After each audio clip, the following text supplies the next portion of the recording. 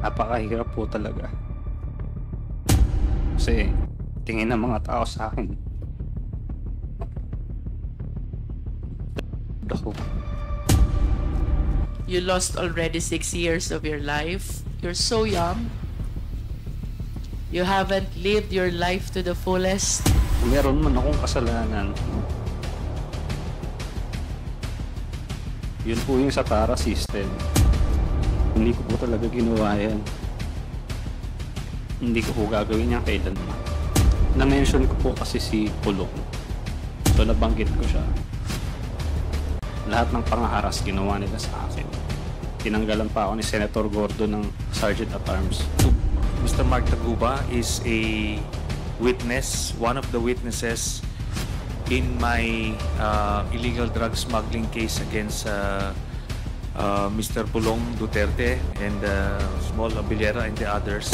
Hindi maiwasang maiyak ni Mark Taguba, nang alalahanin nito ang kanyang pinagdaanan kaugnay ng kanyang kaso sa ipinagbabawal na gamot. Matatandaan na noong 2017 ay na-involved si Mark Taguba sa nahuling kargamento ng ipinagbabawal na gamot sa BOC, na aabot sa 6.4 billion pesos. Panoorin natin ang buong detalye. Mark Taguba?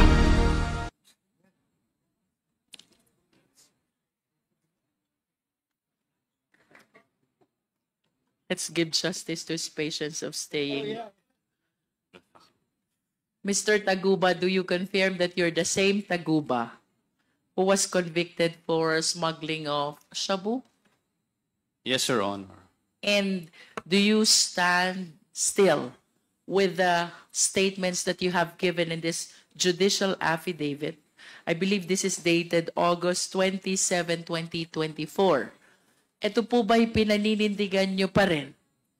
Yes, Your Honor. Yes. Mr. Taguba, please walk us through.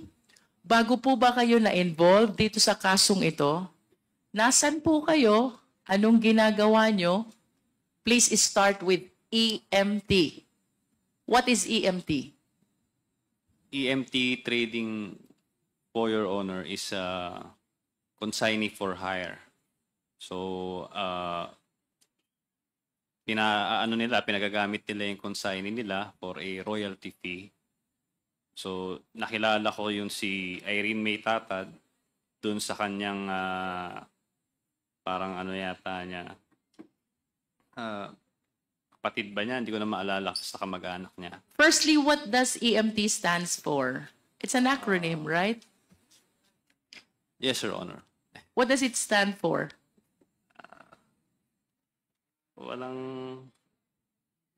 Hindi ko po alam eh.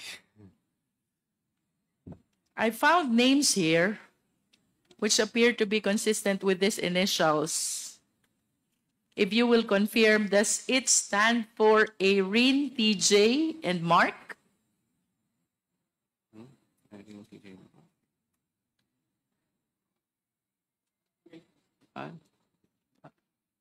I don't think so, Your Honor.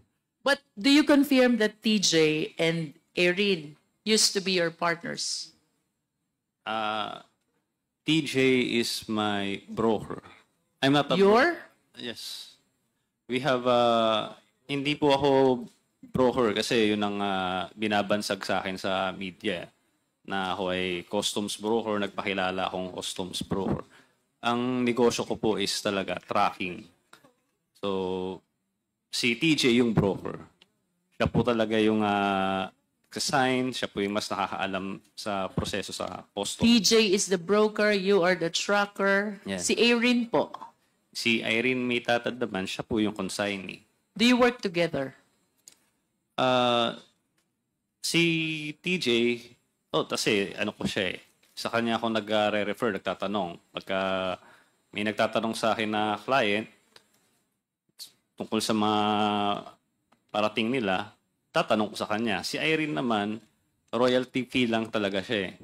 So pinagamit niya yung kanyang consignee para sa royalty fee. Kada container na darating, meron siyang royalty fee. So who owns this EMT trading? Si Irene May Tatad po. Si Irene. Opo. And then you and TJ just work with them, with her, without necessarily being partners with that EMJ trading, EMT trading. Yes, Your Honor. Tama po. In your affidavit, you made mention about this green lane, yellow lane, and red lane. I believe that in the previous hearings, Mr. Guban already testified on this. And I wish to hear if you have the same concept and information that you will share pertaining to these 3 lanes: green lane, yellow lane, and red lane. Hindi ko po narinig yung sinabi niya. So, green lane yun, hindi na siya subject for inspection. No physical inspection No physical and no document inspection No as well. document inspection. That is green lane. Yellow lane, kung di po ako nagkakamali, sa ano lang, document lang. Tapos red lane, kailangan ng Wait, physical. for yellow lane, you're exempted from the physical inspection, but you are not exempted from the document inspection. Yes. Okay? Then, red lane, kailangan na ng physical inspection. And of course, if I am the shipper or the importer, I would want that my shipment be always released through the green lane. Kasi dun mabilis. Walang inspection ng shipment, walang inspection ng document. How do I avail of this green lane? Ako po talaga, hindi ko yung paano talaga makapunta dito sa green lane. Pero nung time ko kasi, yun nga, nagbigay kami ng tama ba? Are you saying, Mark, that you never experienced using this green lane? Halos lahat po nung shipments ko, green lane po. And that is because you submitted to the TARA system. Yes. Tama po ba? Opo. So, ibig sabihin for a time being, lahat ng mga pinaparelease mong shipment, walang physical inspection, walang document inspection, what is the consideration involved? Yun po, may TARA system po sa BOC. And how does TARA system work?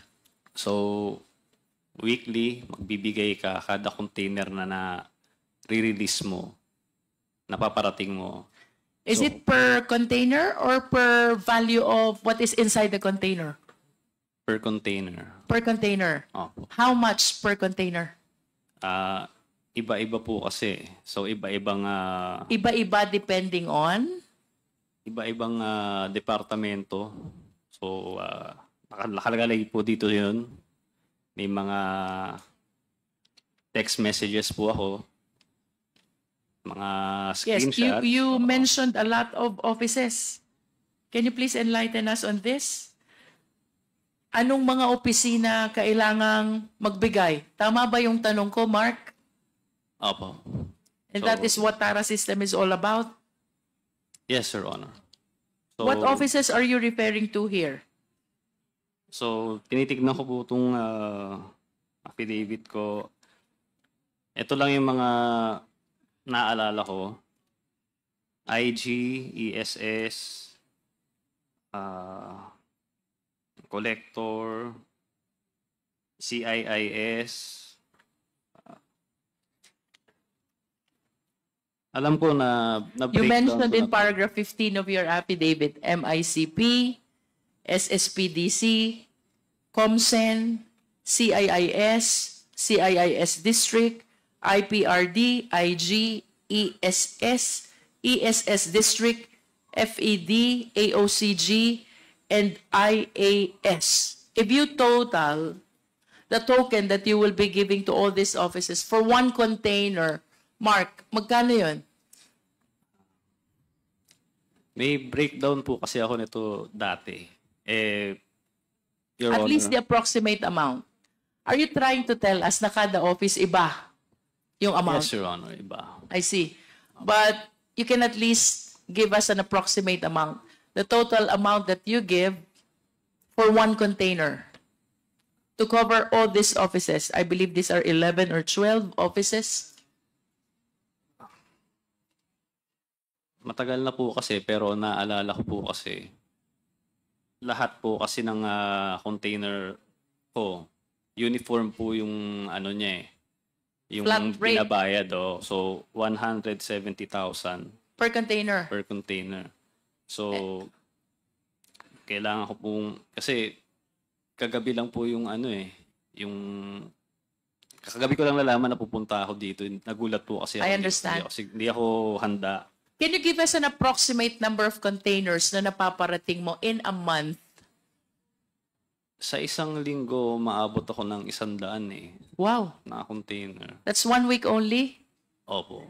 So, if 170,000 per container and you have 100 containers for 1 week, how much is that? 17 million?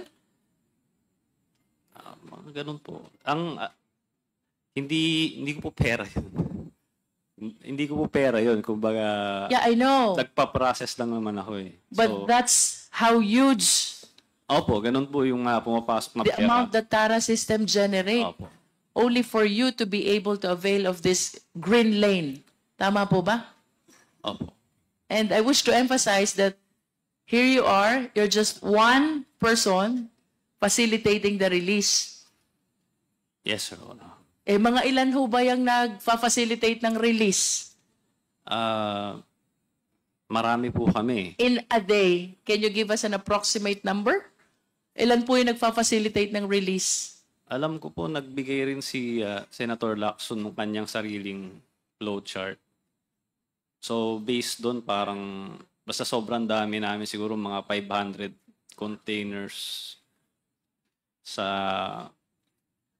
mga ganun niya. Ang nakikita ko, sa base sa kanyang, nilabas na report sa isang linggo. Parang, And of course, Mr. Taguba, you will agree with me if I would say that the Philippine government is losing a lot of money because of this green lane, because it deprives the government the opportunity to assess correctly the shipment or importation. yes, Your Honor. Tama? Yes. Mr. Chair, I know that I have manifested this concern before during our, I believe, hearing on Dangerous Drugs Committee. But I wish to reiterate, Mr. Chair, that I believe it is high time we revisit the charter of the Bureau of Customs. Should I make a motion, Mr. Chair? At the moment, I was informed that I think the Quintacom is looking into proposing some amendments into the charter of the Bureau of Customs. And if there are any observations or any information that we can share with the Quintacom, I guess the Quadcom will do that, Your Honor. Thank you, Mr. Chair. Mr. Taguba, you also mentioned in your affidavit that for quite some time, wala kang nare-receive na alert on your shipment. Tama? Yes, Your Honor. And I suppose that that is because of the TARA system to which you submitted yourself. Yes, Your Honor. However, after some time, biglang nakaka-receive ka na ng alert. Yes, Your Honor. In other words, nagkakaproblema yung release ng mga shipment mo. Yes, Your Honor. What did you do? Minsan, ang ginagawa lang nila yan para, kasi pagka may alert, pupunta ka sa kanila, aaregluhin mo. So, parang form lang ng additional na, bayad sa kanila. Additional SOP? Oo, Tama para ba lang yun? ma-release yung container. Parang lambing siguro, parang ganun yung lumalabas. Ang mahal alert naman ka. nila lumambing. Oo. They will annotate something on your document to Opo. make sure that you said that in your affidavit. They're leaving the number in your document to make sure that you call them Yes, so Your you Honor. will be able to settle whatever requirement is being asked of you. Tama po ba? Yes, Your Honor. And then after some time, lalong tumindi yung problema mo. Tama? Yes, Your Honor. About facilitating the release of shipment. May kinausap kang tao. Sino itong mga taong ito? Ang una ko pong nakausap po dito si Jojo Bacud. Sa Jojo Bacod. Opo, nagpakilala po siya na sa SSPDC. Tapos pinakilala niya ako dun sa Davao Group.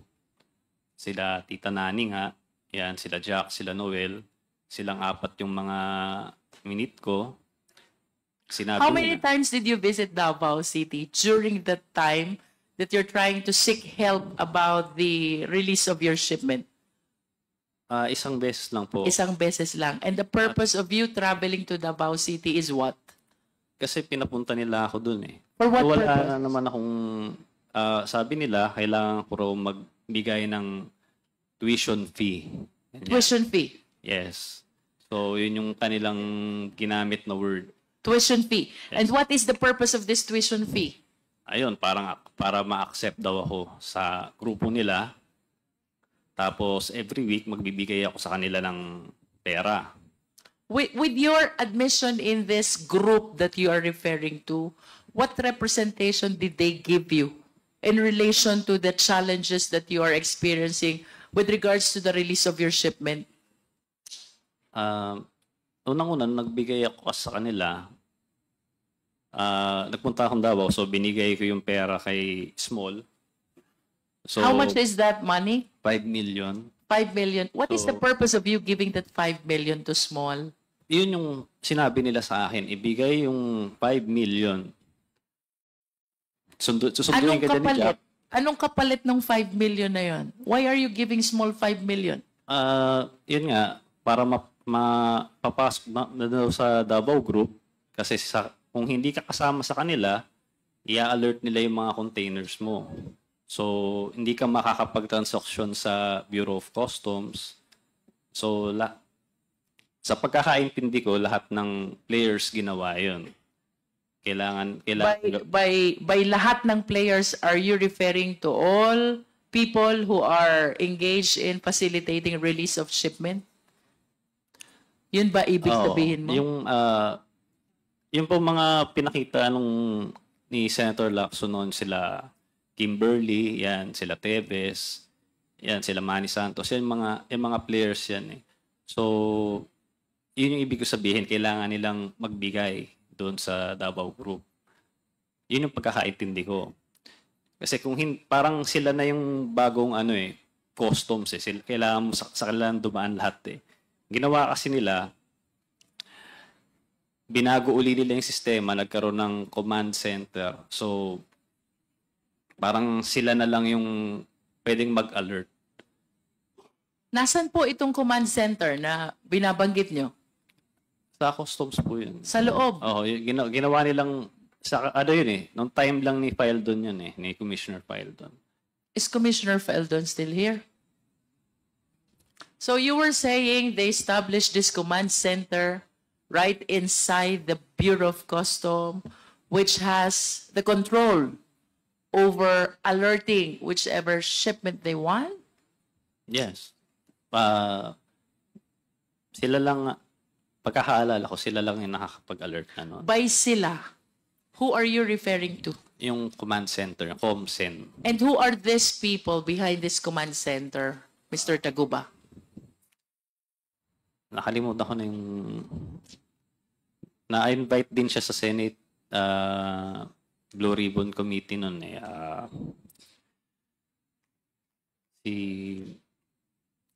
Nakalimutan ko na yung pangalan niya eh. If this is an ordinary person, I suppose that she will not be able to do that without somebody who's a big person behind him. Tama pa po ba? Papasok ka ng Bureau of Customs, magtatayo ka ng command center, and then you will have the control to alert the shipments coming into the port. Tama po ba? Somebody must be behind him. Yes, Your Honor. Pero pagkakaalam ko, sila Commissioner Fildon yung gumawa nun eh. Parang hindi naman siya, parang legal na, sa legal, meron bang yun eh. You cannot Sa tell batas, whether it is oo. legal or illegal. Yes. Kasi yung ibang yung mga IG, EG, medyo humina na yung authority nila dahil nga yung command center na lang yung nagko-control ng mga alerts. I see. And after this payment of 5 million to Small, Ano pong nangyari na doon sa mga transaction nyo? Sa shipment nyo sa BOC? So, noong una naayos siya, maganda. Nagkaroon uli ng problema. Tapos, nirefer na naman nila ako, itong sila Tita Nani. Pinakilala naman nila ako doon kay Big Brother. Yun nga, si Allen Capuyan. Nakamit ko siya. So, yun, pinakilala nila ako sa kanya. Siya na raw ang bagong under ko na naman. So, hindi na rin ako sigurado sa ginagawa nila, pero nung kay Big Brother naman, naayos din yung shipment. Hanggang sa dumating naman yung problema na ito, yung kinakaharap ko ngayong kaso, na nangyaring raid sa Valenzuela. Ayun, doon na po natapos yung... Are you referring to the 604, no, the 604 kilogram of shabu? Yes, Your Honor. And that is the reason why are you convicted already? Convicted? Yes, Your Honor. I see. May we know ilang taon po ba naging sentensya nyo? Sinintensyahan po ako ng life. Oh Lord. Life sentence. And that is equivalent to 20 years and 1 day to 40 years. Tama, Honorable Flores? How old are you, Mr. Taguba? 33 na po. 33. How long have you been in prison? 6 years. 6 years. Ibig sabihin, nag-umpisa ka makulong 27 years old. Yes, Your Honor. Tama. And if we can bring back those days, anong gagawin mo to be able to avoid this very sad fate that you're going through right now? Siguro hindi ko na pinasok sana tong ano. Sana sa iba ka na lang nagtrabaho, ano? Opo. Pero, Is that your honest belief? Sana sa iba ka na lang nagtrabaho? yes. You are so young. Tsaka very unfair yung nangyari talaga sa na-convict ako na ganito. Okay, let us hear you. Why are you saying na this is very unfair? Unang-una, lokohan lang yung kaso. Nung nag-imbestiga sa NBI, preliminary investigation, lahat po ng dinaanan ng kargamento, kinasuhan. So hanggang sa pinakataas, hanggang sa pinakababa. So ang kaso sa amin is conspiracy. Pero nagawa nila ng paraan na pwedeng conspiracy nga siya, pero patatanggal yung mga matataas na tao, tulad nila Commissioner Fildon, kami may iwan. So, inilaban namin sa korte yun na bakit ganon. Ang naging ano ko nang laman, partisipasyon is nagproseso ng dokumento at may tracking, nideliver dun yung container. So, sabi ng korte, hindi kailangan na alam mo yung laman, no? Kasi mala prohibita. Okay? So, paano naman yung iba? Yung mga shipping lines, lahat-lahat, mga examiner. So, nagawa nila ng paraan, parang legal acrobatics, di ba? Na kabilang yung tamaan, na dapat hindi. No? So, pero ngayon, nilalabanan pa rin namin sila ng patas. So, Do you have a pending appeal? may apela po kami. It's with the Court of Appeals or the Supreme Court already? Motion po kami ng inhibit. Nung tinamaan po ako, nag-inhibit po kami doon sa judge. Tapos, para ibang judge yung mag-decide ng motion for reconsideration. So it's still with the Court of Origin, nasa Regional Trial Court pa rin. May Yes, sir. pending motion for reconsideration, tapos finailan nyo ng motion for inhibition yung presiding judge. Yes, Your Honor. In other words, you believe that you were not able to get a fair decision. Yes, During the very hearing. unfair. Oo.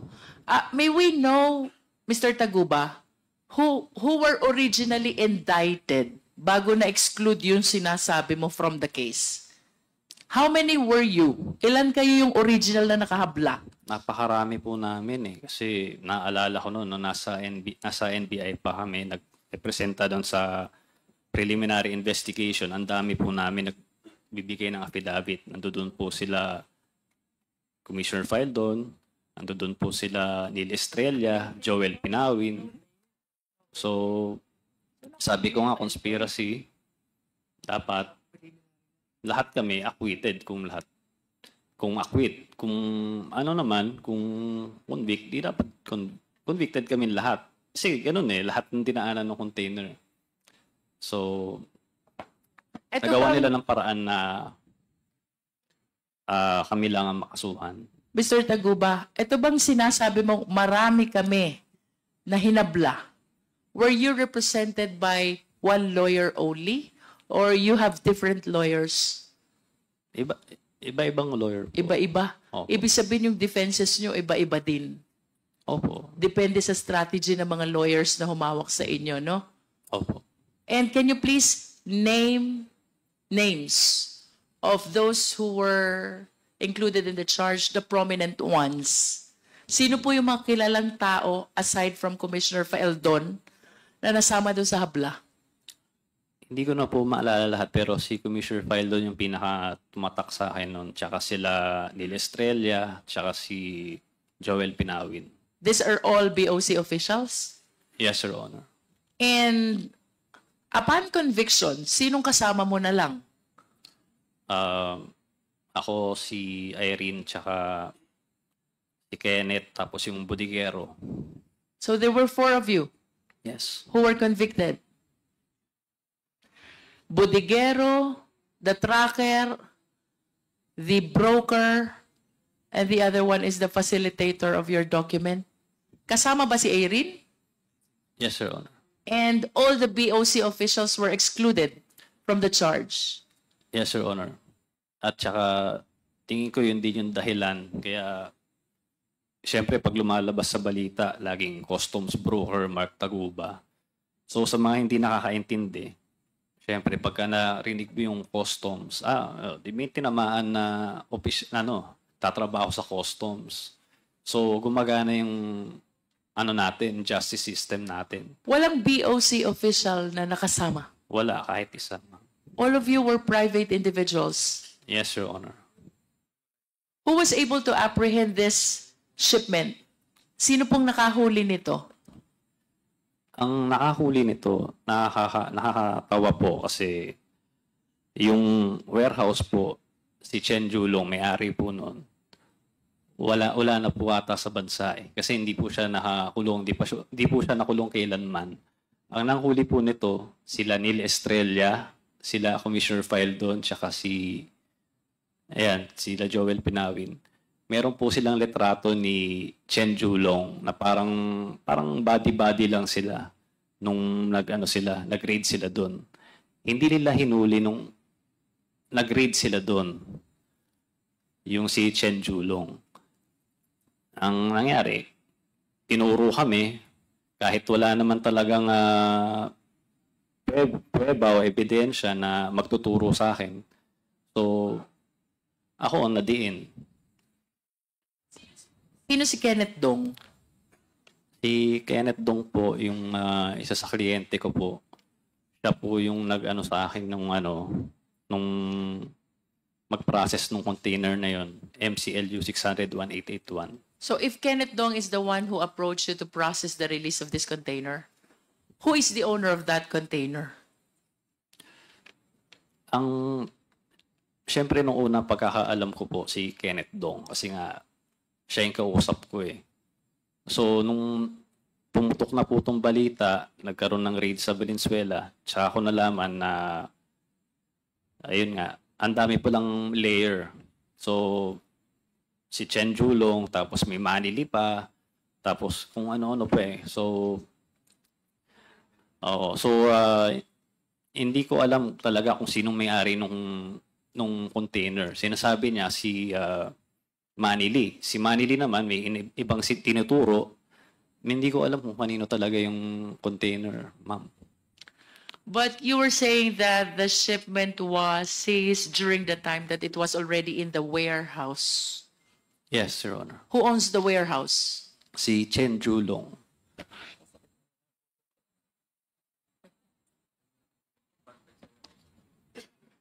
Mr. Taguba, you likewise mentioned in your affidavit Pulong Duterte. Yes, Your Honor. You did. And Manscarpio. Yes, Your Honor. Can you please enlighten us? Why did you mention these two names in your affidavit? Actually, Your Honor, ang nagme-mention naman yan, yung mga personalidad na sinabi ko, sila Tita Nani and sila Jack, na ayun nga, si Pulong Duterte ang mag-aayos nung magbibigay ako ng pera sa kanila.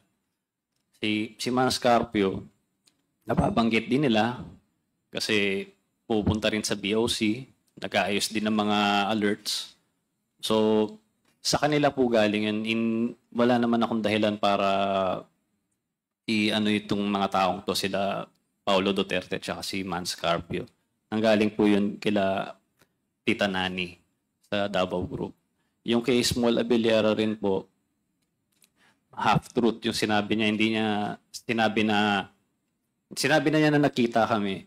Pero hindi niya sinabi na kinuha niya yung 5 milyon at yun, sabi niya, dinala niya kay Pulong. Hindi niya sinabi yun. So, sinabi lang niya, tinanggihan ako. Wala pong katotohanan yun kinuha niya yung pera So, kaya nga nagkaroon ng green lane, kaya nga uniform lahat ng taxes So, siguro naman hindi mangyayari yun kung hindi totoo. Wala rin naman po akong kakayahan. Hindi naman po ako nagtatrabaho sa BOC. Hindi ko naman alam po yung kung anong ginagawa nila dyan sa computer para mangyari yun. So, wala po akong kakayahan kung ako lang po. So, ang akin lang, nagbigay ako dahil gusto ko lang makapagtrabaho.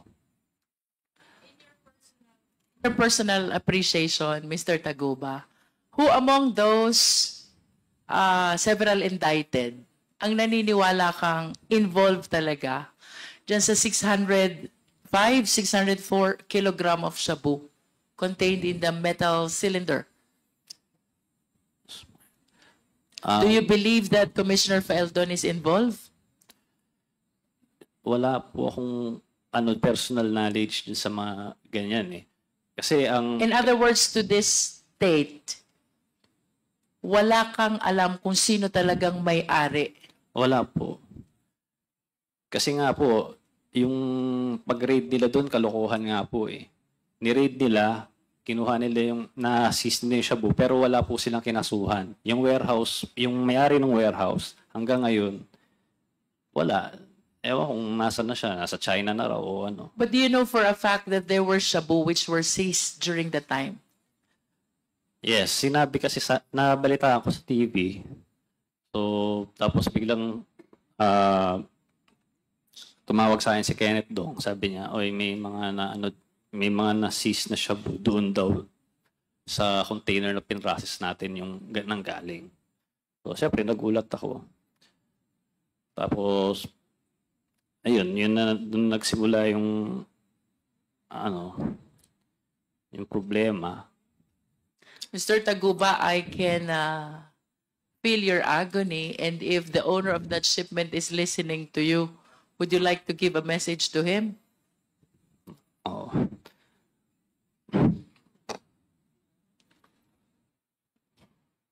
Kahit hindi natin alam kung sino ang may-ari niyan to this date,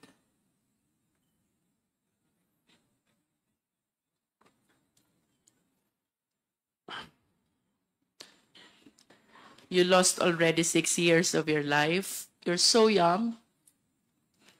You haven't lived your life to the fullest, and yet you are in that situation.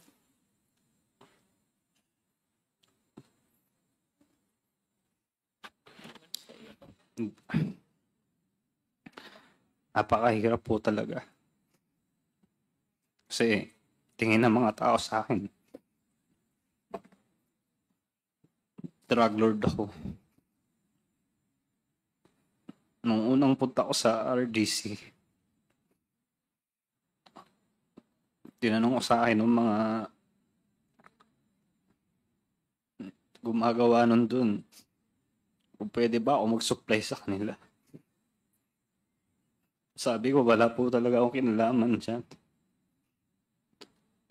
Ang hirap mo.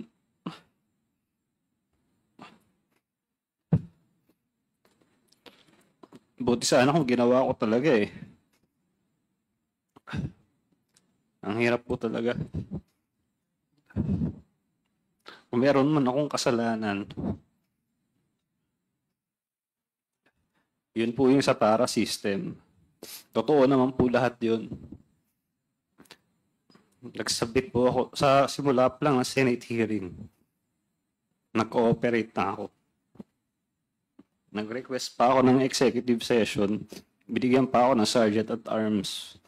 Yung mga nilabas si Senator Lacson noon, hindi ko naman po kilala si Senator Lacson eh. Sarili niyang investigasyon yun eh. Mga nilabas siyang flowchart. Yun lang naman ang kasalanan ko. Di kasuhan nila ako tungkol doon. Pero hindi ako kailanman nagkaroon ng kahit anong kaso tungkol sa bribery. Kahit perjury nga lang, hindi nila ginawa eh. Siguro dahil takot sila. Palibasa, pinagte-text nila ako eh. Lahat ng text ko, binigay ko sa Senator Lacson. Pinaforensics pa niya sa Camp Crame. Meron pa akong certificate doon. Pero yung shabu, hindi ko po talaga ginawa yan. Hindi ko po gagawin yan kailanman. Mark, you mentioned in your affidavit that you applied to become a state witness. When was this? Nung na-mention ko po kasi si Pulong, dati, credible witness pa po ako eh. Para sa kanila. Bago-bago pa siya na-mention. So, nung na-mention ko siya, sa hindi inaasahang pagkakataon dahil sa Congress yun, bata pa po ako at sabi nyo nga, hindi ko naman alam i-handle yung situation na yun. So, nabanggit ko siya. Lahat ng pangaharas ginawa nila sa akin. Tinanggalan pa ako ni Senator Gordo ng Sergeant at Arms. Pagkatapos kong pagtuturo lahat ng mga taga-BOC na tumatanggap ng TARA sa akin. So parang pinabayaan na niya ako para mamatay. So nag-request ako kay Attorney Fortune na pakisabi na lang na mag-press conference na humihingi ako ng tawad kay Vice Mayor noon na Pulong Duterte. So pagkatapos noon, so yun yung parang tingin ng tao na nag-recant ako, hindi nila alam yung totoong nangyari na grabe yung pangharas sa amin. Pati nanay ko balak nilang patayin. So, the day after yata nun, tumawag hindi ako nagkakamali, kinontak niya si Attorney Raymond Fortune, kinontak ni Senator Lacson para pumunta sa opisina niya sa BGC. Tapos nung nandun kami, tinanong niya ako bakit ginawa ko yun. Sinabi ko nga dahil puro nga mga death threat yung natatanggap ko. So, tapos tinanggalan pa ako Sergeant at Arms. Sabi niya sa akin, tutulungan niya mabalik yung Sergeant at Arms ko. At baka pwede rin mailagay akong state witness. So, naibalik yung Sergeant at Arms ko nun. Pero yung state witness, hinarang ni Senator Gordon. Kaya ngayon, walang nakasuhan na customs, ako lang ang nakasuhan. Ang kinonvict nila sa akin na kaso itong drugs na to, na wala talaga akong kinalaman. Yung mga bagay na may mga ebidensya, yung ginawa namin ng presentation ni Senator Lacson noon, yun yung mga taong walang kaso. Mga na-promote pa, narinig ko kay dito, kay Jimmy. So, ganun yun, Ganun yung naging justice dito sa Pilipinas. Yun yung nangyari sa amin. Is it not that the reason why your application for state witness was denied is because you recanted your statement against Pulong Duterte and Mans Carpio? Mr. Chair? Mr. Chairman, just an interjection, just full disclosure.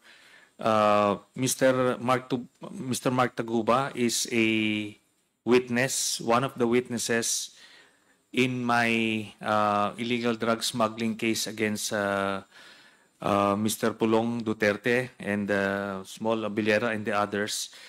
And right now, Where is that pending, Senator? it's pending with the DOJ. see. It's still pending. It's due for preliminary investigation yet. Yes, ma'am. And as for his status as for the inclusion in the witness protection program, it's also pending, Mr. Chairman, and right now I got word from his lawyer that he is receiving threats right now from some people involved in the case, and that's why I'm going to plead on his behalf that he would be temporarily transferred into the detention facility of the House of Representatives, just so we can protect him, Mr. Chairman. Mr. Chairman. Anyway, Mr. Chairman, Congressman Paduano. the manifestation of former Senator Trillanes with regards to the request. No, I also personally talked to Mark Taguba just a few minutes ago. Mr. Chairman, we will just discuss it on the admin matters. Thank you, Mr. Chairman. Liwanagin ko lang, Mr. Chair. Of course, you testified before the Senate, no? Where you implicated Pulong Duterte and Mans Carpio. That is your first testimony. In first testimony po sa Senate, Yeah. Tama ba? That is your first testimony. ang first testimony ko po sa Senate, yung para system po. Yeah. But when did you start implicating Pulong Duterte and Mans Carpio? Sa Congress na po yun. Congressional hearing po. Oh, so there was an investigation also with the HOR. Yes. Okay. Cleared it. And then, after experiencing all those harassments that you mentioned, you recanted what you said before the House of Representatives. Yes, Your Honor. Tama. So this will be your third. Third, And as far as the implication of Pulong Duterte and Mans Carpio are concerned, this is your third testimony. Your Honor, as far as I'm concerned, wala naman nagbago dito sa sinabi ko dito. Sa Yeah. iba. But there, you mentioned having recanted what you said in the first investigation because you're experiencing already a lot of harassments. Tama ba yun? Rika, wala po akong nirecant sa affidavit ko na kila Pulong Duterte po In ba? other words, your testimony has been similar to this since the HOR investigation until your application as state witness was denied, and Yes. up to this time that you're appearing before the Quad. Wala nagbabago. Wala pong nagbago, Your Honor. I understand. Mr. Chair, Mr. Chairman. Senator Trillanes. I was part of those who investigating in the Senate, and he during that press conference he just apologized to Pulong Duterte. He never recanted, and we clarified that in his next appearance in the Senate, Mr. Chairman, whether he's recanting anything from his earlier testimony. He replied in the negative, Mr. I have nothing further, Mr. Chair. Okay, thank you, Congresswoman. I thought You're like the ever-ready battery. Tuloy-tuloy. So, since